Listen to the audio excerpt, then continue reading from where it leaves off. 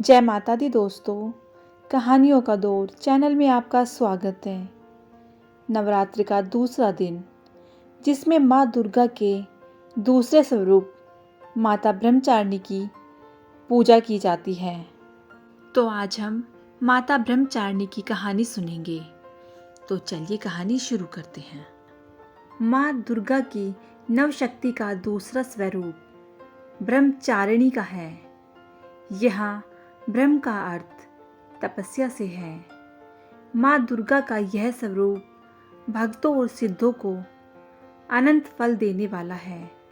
इनकी उपासना से तप, त्याग, वैराग्य, सदाचार और संयम की वृद्धि होती है। ब्रह्मचारिणी का अर्थ तप की चारिणी यानी तप का आचरण करने वाली। देवी का यह रूप पूर्ण ज्योतिर्मय और अत्यंत भव्य है। इस देवी के दाएं हाथ में जप की माला है और बाएं हाथ में यह कमंडल धारण किए हैं। पूर्व जन्म में इस देवी ने हिमालय के घर पुत्री रूप में जन्म लिया था और नारद जी के उपदेश से भगवान शंकर को पति रूप में प्राप्त करने के लिए घोर तपस्या की थी।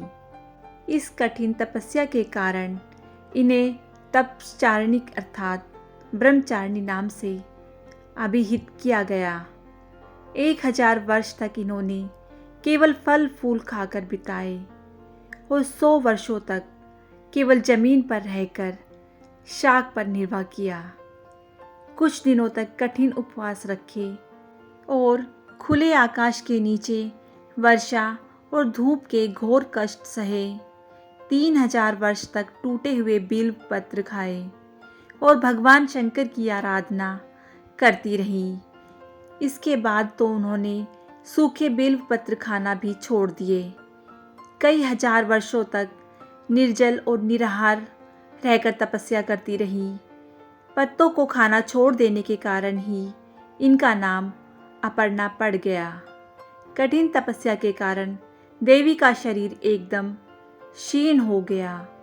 देवता, ऋषि, सिद्धगण, मुनि सभी ने ब्रह्मचारिणी की तपस्या को अभूतपूर्व पुण्य कृत्य बताया, सराहना की और कहा, हे देवी, आज तक किसी ने इस तरह की कठोर तपस्या नहीं की।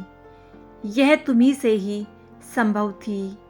तुम्हारी मनोकामना परिपूर्ण होगी और भगवान चंद्रमौली शिवजी तुम्हें पति रूप में प्राप्त होंगे।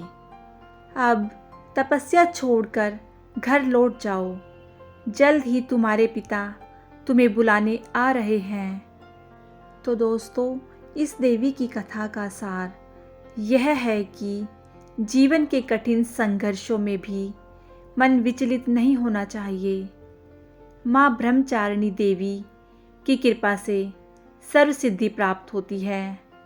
दुर्गा पूजा के दूसरे दिन देवी के इसी स्वरूप की उपासना की जाती है। तो दोस्तों, कैसी लगी आपको माता ब्रह्मचारिणी की ये कहानी? मुझे कमेंट करके ज़रूर बताइएगा। यदि आपको ये कहानी अच्छी लगी हो तो कहानी को लाइक कीजिएगा, शेयर कीजिएगा और मेरे चैनल को सब्सक्राइब करना बिल्कुल ना भूलिएगा। कहानी सुनने के लिए बहुत बहुत धन्यवाद।